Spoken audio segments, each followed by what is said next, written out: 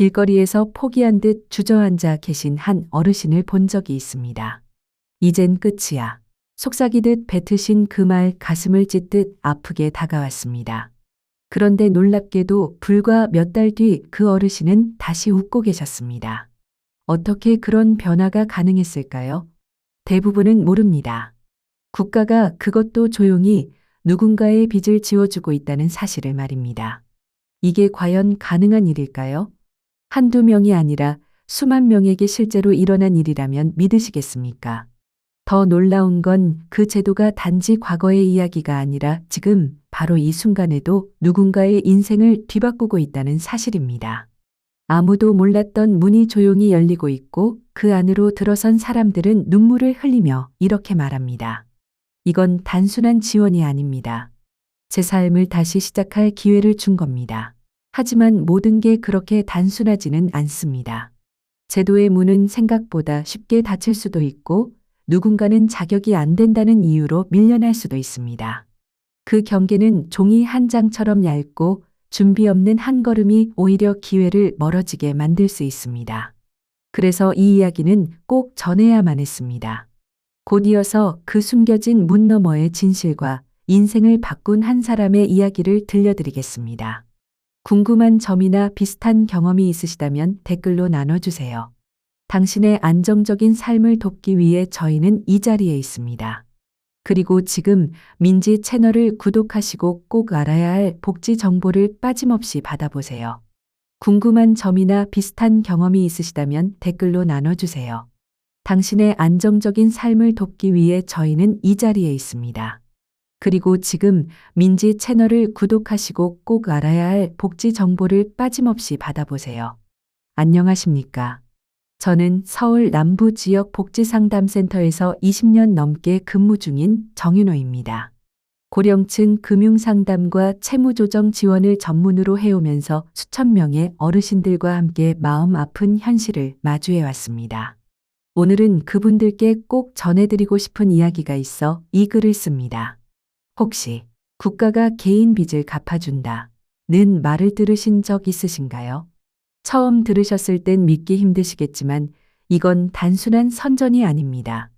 정부에서 실제로 실행하고 있는 공식 제도이며 엄청난 재정을 투입해 많은 분들의 삶을 다시 세우는 데에 도움을 드리고 있습니다.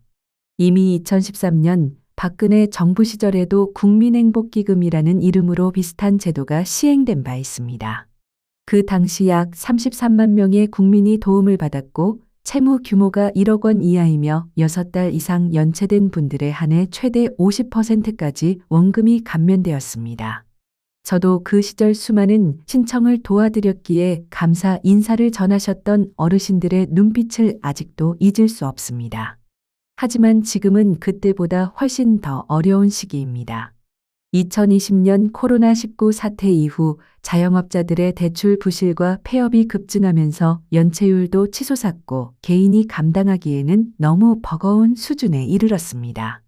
이를 고려해 정부는 이전보다 훨씬 큰 규모로보다 실질적인 채무조정 정책을 다시 마련하였습니다. 혹시 요즘도 빚 걱정 때문에 밤잠을 설치고 계시지는 않으신가요? 이자 납부 때문에 일하는 것도 지치고 차라리 그만두고 싶은 마음이 드셨던 적도 있으시지요? 그렇다면 오늘 이 정보가 분명히 도움이 될 것입니다. 현재 정부가 운영 중인 채무조정 제도들은 지금 이 시점에서 매우 크게 확대되고 있습니다.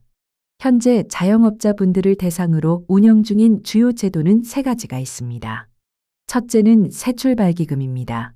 연체 중이신 분들께 최대 90%까지 원금을 감면해주는 구조입니다. 둘째는 배드뱅크 제도입니다. 이는 금융기관이 회수하지 못한 빚을 공공기관이 인수한 뒤 일정 요건을 충족하면 채무를 소각하거나 탕감하는 방식으로 운영됩니다. 셋째는 소상공인 129 플러스입니다.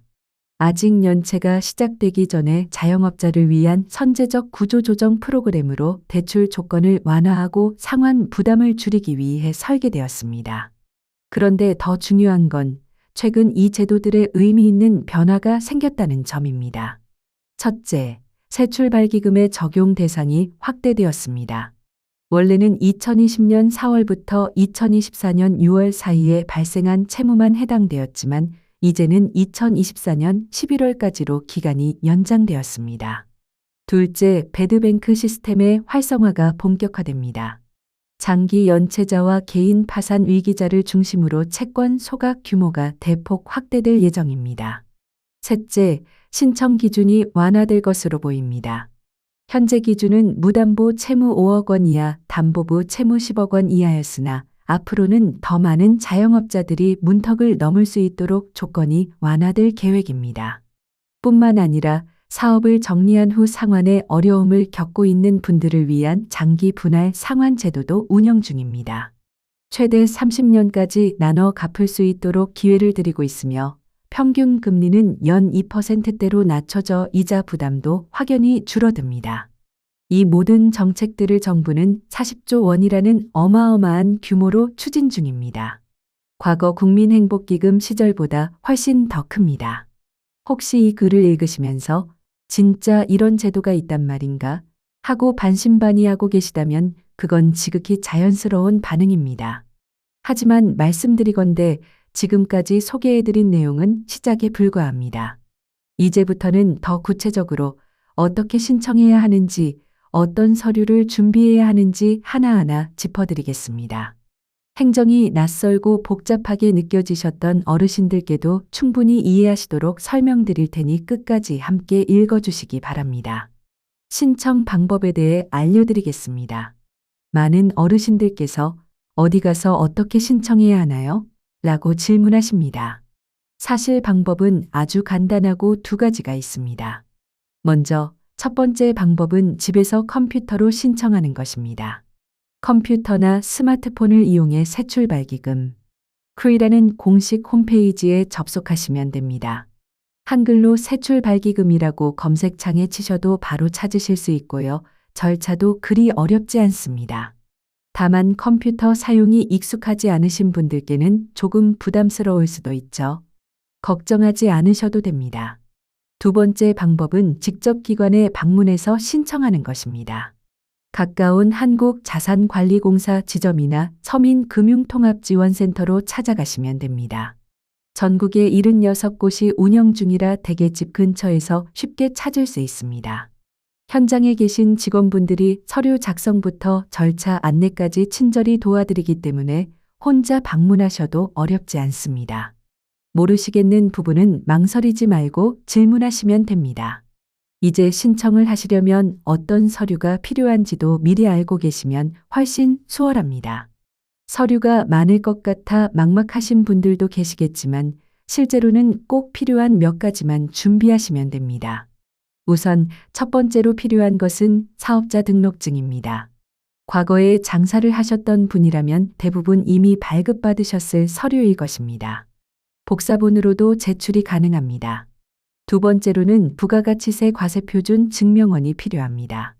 이건 세무서에서 발급받으실 수 있고 요즘은 인터넷 홈택스에서도 간편하게 출력 가능합니다. 세 번째는 세금 납부 증명서입니다. 국세와 지방세를 성실하게 납부하셨다는 증명서로 이 역시 세무서나 구청에서 발급받을 수 있습니다. 네 번째는 재무제표입니다. 듣기엔 어렵게 들릴 수 있으나 쉽게 말씀드리자면 장사하면서 벌고 오신 금액을 정리한 서류라고 보시면 됩니다. 회계사나 세무사 도움을 받으셔도 좋습니다. 다섯 번째는 대출 관련 서류입니다. 은행이나 카드사에서 받은 대출 계약서, 연체 통보서 등이 포함됩니다. 여기서 꼭 유의하셔야 할 점이 있습니다. 모든 서류는 최근 석 달 이내에 발급된 것만 인정됩니다. 예전에 받은 서류는 인정되지 않기 때문에 꼭 최신 날짜로 다시 발급받으셔야 합니다. 그리고 혹시 세금이 밀려 있다면 신청 전까지 납부를 먼저 하셔야 합니다. 세금이 체납된 상태에서는 신청이 접수되지 않지만 납부만 완료되면 즉시 신청이 가능합니다. 이 부분도 걱정하지 않으셔도 됩니다. 그럼 신청서를 제출하고 나면 어떤 절차가 이어질까요? 접수 후에는 보통 한 달에서 두 달 정도 심사 기간이 소요됩니다. 이 기간 동안 정부는 신청자의 상황을 꼼꼼하게 검토합니다. 그런데 여기서 많은 분들이 놀라시는 부분이 있습니다. 신청만 하셔도 바로 다음 날부터 채권자들의 독촉이 멈춘다는 점입니다. 그동안 매일같이 걸려오던 은행이나 카드사의 전화, 언제 갚을 거냐, 는 재촉이 멈추는 겁니다. 이게 얼마나 큰 해방감인지 경험해 보신 분들은 잘 아실 겁니다. 스트레스와 불안에서 벗어나는 것만으로도 삶이 훨씬 가벼워집니다. 뿐만 아니라 경매나 강제 집행과 같은 압박도 일시적으로 중단되기 때문에 심사 중이라도 일정 부분의 안정감을 누리실 수 있습니다. 이쯤 되면 정말 이런 일이 가능할까 하며 아직도 반신반의하시는 분들도 계실 겁니다. 그래서 저는 실제 사례 하나를 소개드리고 싶습니다. 작년에 제게 찾아오신 이씨 사장님 이야기입니다. 62살 되신 분으로 작은 분식집을 오랫동안 운영해 오셨습니다. 그런데 코로나 이후 손님이 뚝 끊기면서 대출 6천만 원을 4달 이상 갚지 못하고 계셨습니다. 매일같이 은행에서 전화가 오고 마음이 너무 무거우셨다고 합니다. 살고는 싶은데 하루하루가 고문입니다. 라는 말씀이 기억에 남습니다. 제가 세출발기금 신청을 도와드렸고 결과는 아주 긍정적이었습니다. 전체 채무 중 무려 80%, 즉 4,800만 원이 감면되었습니다. 남은 1,200만 원은 20년에 걸쳐 매달 약 7만 원씩 분할 상환하게 되었고요. 이 사장님은 이제야 다시 숨 쉴 수 있겠습니다. 라며 감사 인사를 전하셨습니다. 이처럼 이 제도는 단순한 빚 탕감이 아니라 다시 살아갈 수 있는 기회를 드리는 제도입니다. 조금만 용기 내셔서 문을 두드려 보시기 바랍니다. 실제 사례 하나 더 소개해 드리겠습니다. 이번에는 김씨 할아버지 이야기입니다. 올해 75이신 김씨 어르신은 오랫동안 작은 철물점을 운영해 오셨습니다. 하지만 경기가 악화되면서 결국 3천만 원의 빚이 쌓였고 수입은 거의 끊기다시피 했습니다. 다행히 기초생활수급자이셔서 취약계층으로 인정받으셨고 세출발기금을 통해 전체 채무의 90%, 즉 2,700만 원을 탕감받으셨습니다. 결국 남은 300만 원만 천천히 갚아나가시면 되게 된 것이죠. 김씨 할아버지는 이제 손자들에게도 용돈을 줄 수 있게 되었다 며 눈시울을 붉히셨습니다. 이처럼 실제 도움을 받으신 분들의 사례를 보면 이 제도가 단순한 숫자 조정이 아니라 삶 자체를 다시 일으켜 세우는 기회라는 사실을 실감하실 수 있습니다. 다만 신청 전에 꼭 알고 계셔야 할 중요한 주의사항들이 있습니다. 먼저 첫째로 이 제도는 신청 기한이 정해져 있다는 점을 기억하셔야 합니다. 2026년 말까지만 신청을 받기 때문에 나중에 하자 하며 미루시다가는 기회를 놓치실 수 있습니다. 둘째로 이 제도는 인생에 단 한 번만 신청할 수 있습니다. 같은 이름으로 다시 신청할 수 없기 때문에 준비를 충분히 하신 후 신중하게 신청하셔야 합니다. 셋째로 재산이 많을수록 받는 혜택이 줄어듭니다. 집이나 토지 등 부동산이 많으신 경우에는 그걸 먼저 처분해서 빚을 갚으시라 는 판단을 받을 수 있습니다. 넷째로 정직하게 신고하셔야 합니다. 숨긴 재산이 나중에 드러나게 되면 탕감받으셨던 금액을 다시 갚으셔야 하는 상황이 생깁니다. 다섯째로 사기에 주의하셔야 합니다. 수수료를 내면 빨리 해준다. 돈을 먼저 보내면 더 많이 깎아준다. 는 말은 전부 거짓말입니다. 정부 프로그램은 원칙적으로 완전 무료입니다. 어느 누구에게도 수수료를 내실 필요 없습니다. 여섯째로 신용등급이 일시적으로 하락할 수 있습니다. 그러나 이미 연체 중이시라면 신용등급이 나쁘기 때문에 등급보다 중요한 건 빚을 정리해 다시 시작할 수 있는 기반을 만드는 것입니다. 일곱째로 새로운 빚을 지시면 안 됩니다. 채무조정 후에 다시 대출을 받으시면 이전의 빚 상황으로 되돌아갈 수 있습니다. 도움을 받으셨다면 다시는 같은 상황이 반복되지 않도록 신중한 생활이 필요합니다. 이제 많은 분들이 가장 궁금해하시는 질문을 하나씩 짚어드리겠습니다. 가장 많이 듣는 질문 중 하나는 저는 개인 사업자가 아닌데도 신청할 수 있나요? 입니다. 세출발기금은 기본적으로 자영업자, 즉 사업자 등록이 있는 분들을 위한 제도입니다. 하지만 걱정하지 마십시오. 일반 개인 채무자들을 위한 제도도 별도로 마련되어 있습니다. 신용회복위원회를 통한 개인 워크아웃이라는 제도에서는 개인도 최대 90%까지 원금 감면을 받을 수 있습니다. 특히 기초생활수급자, 중증장애인, 고령자분들은 상대적으로 더 큰 혜택을 받을 수 있도록 설계되어 있습니다. 또 자주 받는 질문은 내가 받을 수 있는 혜택이 얼마나 될까요? 입니다. 정확한 감면 금액은 개인 상황에 따라 달라지지만 기준 예시를 알려드리겠습니다. 예를 들어 총 채무가 5천만 원이고 별다른 재산 없이 90일 이상 연체 상태라면 최대 4천만 원까지 감면이 가능합니다. 만약 신청인이 취약계층에 해당된다면 최대 4,500만 원까지 감면이 가능합니다. 반대로 집이나 땅 등 실질 자산이 있는 경우에는 그만큼 혜택이 줄어들 수 있습니다. 정부는 자산이 있을 경우 그걸 활용해 먼저 상환하라는 원칙을 가지고 있기 때문입니다. 그렇다면 혹시 신청했는데 거절당할 수도 있나요? 라는 질문도 많이 하시죠. 결론부터 말씀드리면 네, 가능합니다. 모든 신청이 자동으로 승인되는 것은 아니기 때문에 거절당하는 경우도 사전에 충분히 이해하고 준비하셔야 합니다. 거절되는 경우는 크게 세 가지입니다. 첫째로 재산이 채무보다 많은 경우입니다. 예를 들어 빚은 3천만 원인데 집이 5천만 원짜리라면 집을 처분해서 갚으시라는 판단이 내려질 수 있습니다. 둘째로 고의적으로 연체한 것으로 판단되는 경우입니다. 즉, 제도를 이용하려고 일부러 갚지 않고 버틴 정황이 보이면 신청이 받아들여지기 어렵습니다. 셋째로 최근에 과도한 소비나 사치성 지출이 있었던 경우입니다. 예를 들어 해외여행을 다녀왔거나 고가 차량을 구입한 사실이 확인된다면 진심으로 어려운 상황이 아니다 라는 평가를 받아 거절될 수 있습니다. 어르신들께서 가장 많이 걱정하시는 부분 중 하나는 혹시 이 제도 신청하면 가족들에게 피해가 가지 않을까? 라는 점입니다. 결론부터 말씀드리면 본인의 채무만 정리되기 때문에 가족에게 직접적인 영향은 없습니다. 단, 배우자나 자녀 명의의 재산이 실제로는 본인 소유로 의심될 경우에는 조사를 받을 수 있습니다. 그래서 처음부터 모든 재산을 정직하게 신고하는 것이 가장 중요합니다. 그 다음으로 자주 받는 질문은 신청하고 나면 앞으로 대출은 못 받나요? 입니다. 새출발기금 이용 사실은 2년간 기록에 남고 신용등급에도 최대 5년간 영향을 미칩니다. 하지만 성실히 상환하면 시간이 지날수록 신용은 회복됩니다.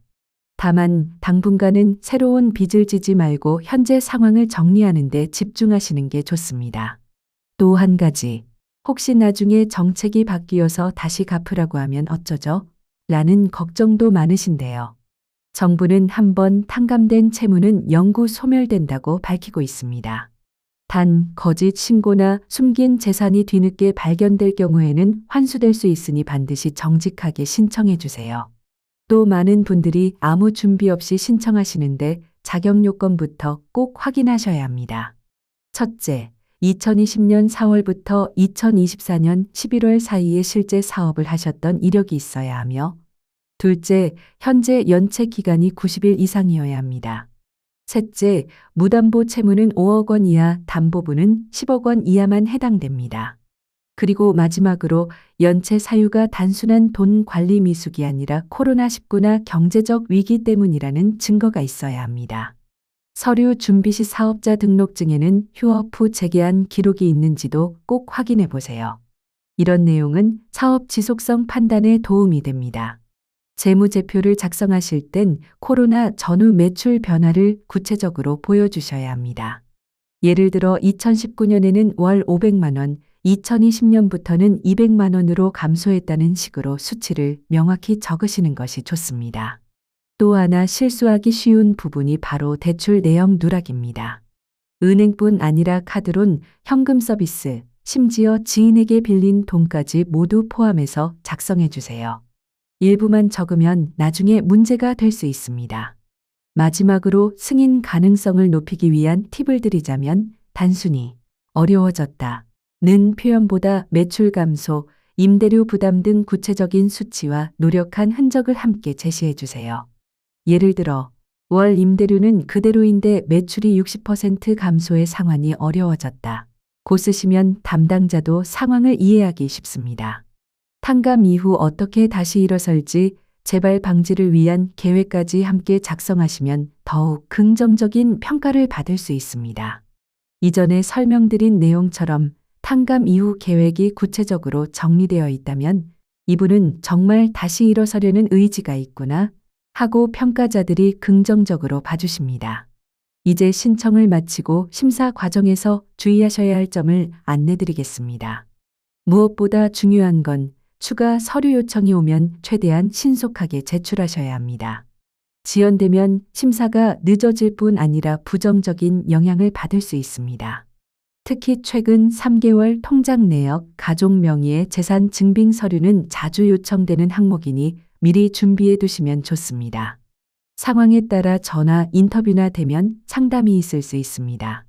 이때는 당황하지 마시고 연체가 시작된 시점과 이유, 현재 월소득과 고정 지출, 감면 이후 상환 계획을 정확하고 솔직하게 설명해 주시면 됩니다. 그런데 혹시 신청이 거절되면 어떡하지? 하고 걱정되실 수도 있죠. 포기하실 필요 없습니다. 첫 번째 신청에서 거절되었다고 끝이 아닙니다. 재신청이 가능합니다.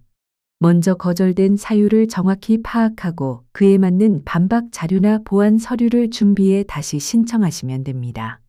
만약 세출발기금 자체가 조건에 맞지 않으신다면 신용회복위원회 개인 워크아웃, 법원의 개인회생제도, 배드뱅크 프로그램 등도 검토해 보실 수 있습니다. 본인의 상황에 맞게 선택하시면 됩니다. 그리고 마지막으로 최종 승인을 받으신 후 꼭 확인해야 할 점을 말씀드립니다. 승인 후에는 약정서에 나와 있는 탕감된 금액, 남은 금액의 상환 조건, 의무 사항 등을 꼼꼼히 읽어보셔야 합니다. 무엇보다 중요한 건 탕감받지 않은 나머지 금액은 반드시 약속대로 상환하셔야 한다는 점입니다. 다시 연체가 발생하면 지금까지 받으신 혜택이 전부 취소될 수 있습니다. 따라서 무리한 계획보다는 현실적인 상환 계획을 세우는 것이 가장 현명합니다. 지금까지 세출발기금에 대해 자세히 설명드렸습니다. 결국 제일 중요한 건 빨리 행동하는 것입니다. 제가 지난 17년간 수많은 상담을 하면서 가장 안타까웠던 경우는 좋은 제도가 있었는데도 너무 늦게 알아 기회를 놓치신 분들이었습니다. 세출발기금 역시 2026년 말까지만 신청이 가능하니 절대 미루지 마시기 바랍니다. 나 같은 사람이 과연 대상이 될까? 고민만 하지 마시고 일단 신청해 보십시오. 비용도 없고 거절되더라도 손해는 없습니다. 하지만 신청조차 하지 않으면 가능성은 0%, 신청하면 최소한 기회는 생깁니다. 그리고 혼자서만 끙끙 앓지 마세요. 혹시 주변에 힘든 상황에 처한 분이 계신다면 오늘 이 정보를 꼭 나눠주세요. 단 한 분이라도 더 도움을 받을 수 있다면 그게 제가 이 글을 쓰는 가장 큰 이유입니다. 마지막으로 다시 한번 신청 방법을 정리해 드리겠습니다. 온라인 신청은 세출발기금 크루에서 가능하고 전화 상담은 1660-1378번으로 연결하시면 됩니다. 직접 방문하실 경우에는 가까운 한국자산관리공사 지점이나 서민금융통합지원센터를 찾아가시면 됩니다. 인터넷에 자산관리공사 지점이라고 검색하시면 근처 기관을 쉽게 찾으실 수 있습니다. 그리고 꼭 기억하세요. 정부에서 운영하는 모든 프로그램은 100% 무료입니다. 돈 먼저 주면 빨리 해준다. 수수료 내면 더 많이 탕감된다. 는 말은 전부 사기입니다. 절대 속지 마세요. 마지막으로 꼭 강조드리고 싶은 말씀이 있습니다. 정부가 운영하는 모든 지원 프로그램은 100% 무료입니다. 수수료를 내면 빨리 해준다.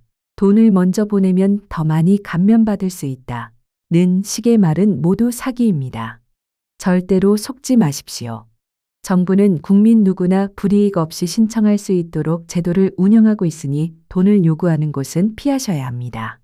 그동안 빚 문제로 마음고생이 많으셨을 겁니다.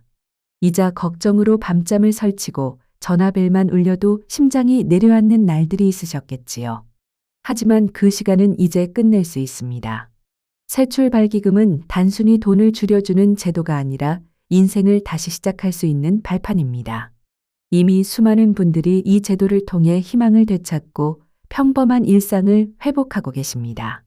상담 초기에는 축 처진 어깨로 오시던 분들이 탕감이 결정된 후 환하게 웃으며 인사하고 돌아가시는 모습을 볼 때마다 저도 상담사로서 보람과 감동을 느낍니다. 여러분도 반드시 그 기쁨을 경험하실 수 있습니다. 혼자 끙끙 앓지 마시고 이 제도가 있다는 사실을 믿고 문을 두드려 보시기 바랍니다. 혹시 이 글이 도움이 되셨다면 주변에도 널리 알려주세요. 가족, 친구, 이웃 중에 혹시라도 비슷한 어려움에 처한 분이 있다면 오늘 이 정보를 꼭 전해주셨으면 합니다. 단 한 사람이라도 더 도움을 받을 수 있다면 그것이 제가 이 글을 쓰는 이유입니다. 마지막으로 꼭 기억하세요. 당신은 지금 어렵고 힘든 상황에 있더라도 절대 포기하지 마세요. 길은 반드시 있습니다. 정부는 단지 돈을 깎아주는 것이 아니라 여러분이 존엄하게 다시 살아가실 수 있도록 돕고자 이런 제도를 만든 것입니다. 지금 바로 도움을 요청하세요. 당신의 새 출발을 진심으로 응원합니다. 지금 이 이야기가 여러분께 도움이 되었다면 좋아요와 구독으로 채널을 응원해 주세요. 이 콘텐츠는 더 많은 분들이 꼭 알아야 할 복지 정보와 실제 사례를 전하기 위해 제작되었습니다. 여러분의 구독과 좋아요는 정확한 정보가 필요한 분들께 전달되는데 큰 힘이 됩니다. 앞으로도 신뢰할 수 있는 정보로 찾아뵙겠습니다. 시청해 주셔서 감사합니다.